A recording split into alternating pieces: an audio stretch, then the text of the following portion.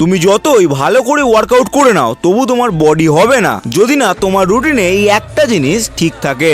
Welcome to dream big series video number 34। আর সেই একটা জিনিসের নাম হলো রিকভারি।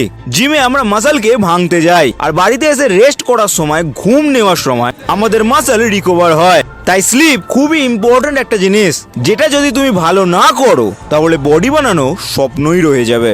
স্লিপ বেটার করার ইজি কিছু স্টেপ বলছি, ভালো করে বুঝে নাও। প্রথম, don't take caffeine before 4 PM।